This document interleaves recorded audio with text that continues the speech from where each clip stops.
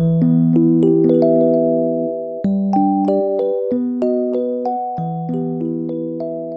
guys, I thought I would just do a quick video today about what I'm teaching in class. Like sometimes I just want to ask people like, so what are you doing? Like what unit are you on? What are you guys going over? I just think that's interesting to know. And there's like this huge sun glare right here. So I just scooted my chair over a little bit so you can see it right there. So I just scooted my chair over. So like this is my desk. And then that is Jensen's crib right there and a TV that's not plugged into anything. So it's kind of like this black and white version today. I have Jensen with me. Say hello. He's almost 6 months old. Isn't that crazy? He just wants to sit on my lap a lot these days and just kind of hang out. He was in his bouncer, but then he started to get a little upset. So he's just going to sit on my lap. So anyway, maybe I haven't said this in a while, but at my new job, I teach 2 blocks, I guess, of 6th grade English, and they're with me for 2 periods. They just do that with all the 6th graders. They give them 2 blocks of English because our day is a 7-period day and the periods are kind of short. So they want to make sure that 6th graders are like understanding what they need to in English. So I have 2 blocks of that, and then I have a block of Read 180, and so it's like ELD 3 kids and Title I kids, and we do the Read 180 curriculum. So in my English class right now, we are reading Bud Not Buddy. I bet a lot of you have read that before with your kids. I'm using the curriculum from Engage New York or Engage NY. It's, I think, just accessible on the internet. They have this thing called Lessoneer at my district where you can go on there and access like a bunch of different curriculum and just kind of use whatever you want. So it's a mix of Bud Not Buddy and then Steve Jobs' Stanford commencement address when he went to speak to them.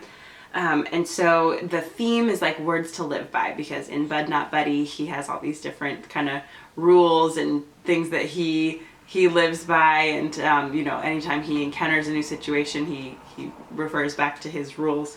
So Steve Jobs kind of does the same thing in his speech. He just kind of gives advice. So we're doing those like simultaneously, and I'm using a lot of the worksheets from the Engage NY stuff. And then what else are we doing with that?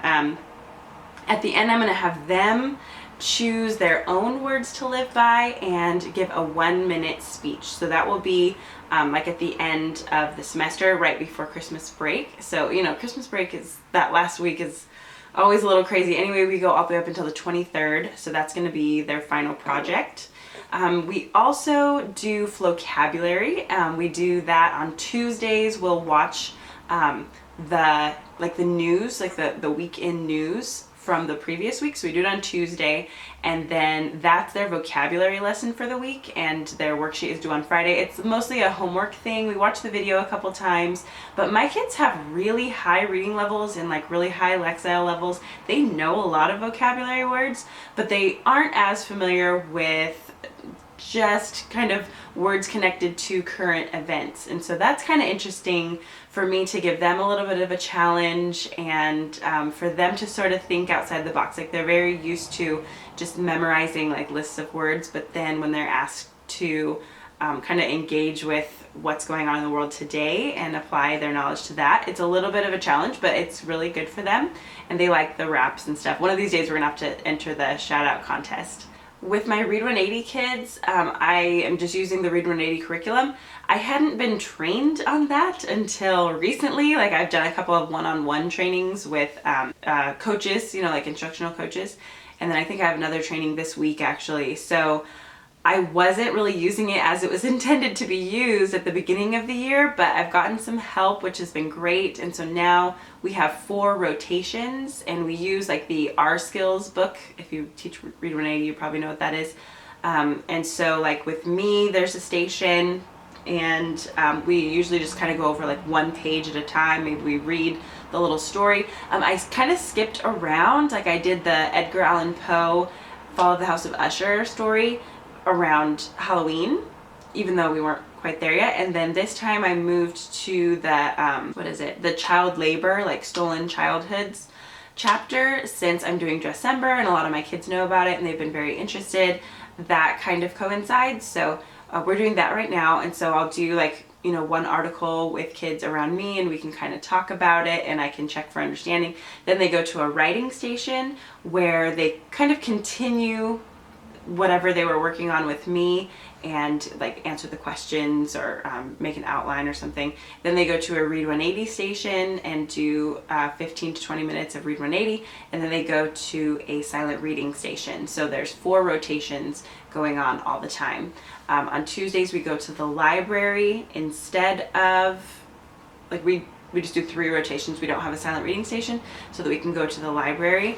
Since my school is on a rotating schedule where I literally have a different schedule every single day, like some days first period's at the beginning, some days 7th period or 6th period or 4th period, it's really, really weird. It's hard to set up a consistent library schedule, so I only take my Read 180 class actually. The other kids, their parents actually take them to like the public library and stuff, so they're fine. And then I recently added a bunch of books to my library collection, and those are more like at my regular classes reading level, so they can use those. So anyway, we go to the library.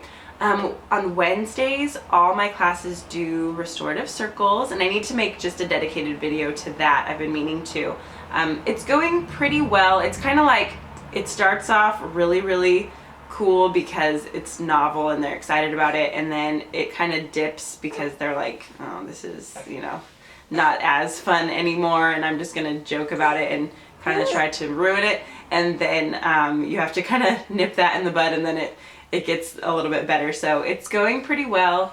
I'll go into it a little bit more in another video, but it's one of the restorative practices, and so we do a 20-minute restorative circle on Wednesdays, and it's always exactly 20 minutes. We move all the chairs and desks and stuff out of the way, and then bring the chairs back in and make a circle in the center of the classroom. So it is quite a hassle, but the kids are really liking it.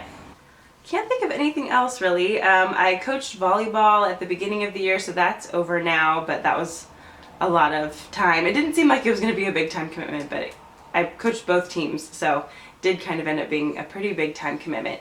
And then now my husband actually coaches one of the basketball teams, one of the boys basketball teams, so he's there all the time too.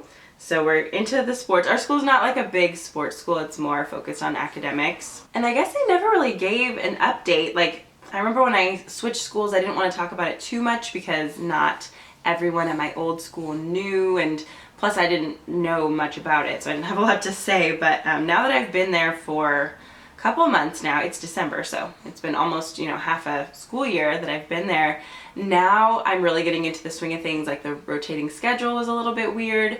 The kids are just very different than the kids at my last school. It's weird because they are 3 miles away from each other. Like, you just kind of go down a couple blocks and then up one, and you get to my new school. But it's a really different population. I guess just like the housing prices are a lot higher, just, you know, a few blocks away, and so it's a lot of parents that can afford to send their kids to tutoring, and they're very serious about academics, and they make sure that their kids not only do their homework but are doing like extra academic stuff outside of school. They're like not that into sports. They are into music and like performing arts and dance, so it's fun to be around kids that are pretty serious about school, and it doesn't take a lot to motivate them. Like, for the most part, I just tell them to do something and they do it, and it's really weird. It was just a really weird transition for me. Like, at the beginning, I remember feeling really sad, like I wasn't making a difference in the world anymore, because these kids are already so motivated and already understand the value of education, and I felt like I wasn't making a difference. Like, I need to be where, like, I want to inspire kids and stuff like that. But I don't know, maybe I still feel like that a little bit, but these kids, as I've gotten to know them, and I would say they were like a little bit harder to get to know than some of the kids at my other schools that just kind of let it all hang out. Like, these kids are a little bit more reserved, but I've really enjoyed getting to know them, and they're really cool people, and like, they need adult connection and connection with teachers too, and they have some of their own issues going on at home and behind the scenes, and it's just a really different world. And I think maybe they're kind of forgotten when you think about like teachers going in to a school to make a difference. Like the kids that on the outside seem like they're doing fine, like nobody ever thinks to help them. So I don't know, I'm still learning a lot. It's a very different just cultural experience for me, and the school culture is very different. So it's a high achieving school, so the administrations really, they don't like breathe down our back or anything. They're pretty trusting of us. They tend to be very strict in their hiring, so you know, they kind of know that they've hired good people. They're pretty supportive of us. They offer a lot of opportunities for like grants and extra money outside of what you're paid, like for your classroom and stuff, you know, like money for different resources. So that's really nice. It's just been easy, to be honest. Like my kids have one-to-one Chromebooks, so I do a lot through Google Classroom, and yeah, that cuts down on like the copies that I have to make and just keeps things pretty simple. My only issue with like last year's substitutes was a big point of contention for me. This year, the problem that I've had when I have subs is that, like, you know, the day before I'm going to be out, I'll be kind of working on my sub plans, and I'll post a few things to Google Classroom for my kids to do while I'm out. And then in the sub plans, it'll say, well, the kids already did everything on Google Classroom, so they didn't have anything to do when I was there. And so like they do things too early. Like as soon as it is posted to Google Classroom, then they just do it immediately. And so like I had to tell them, like, when I have a sub, please don't do the assignments until you're in class. Please don't do it for homework if we haven't talked about it.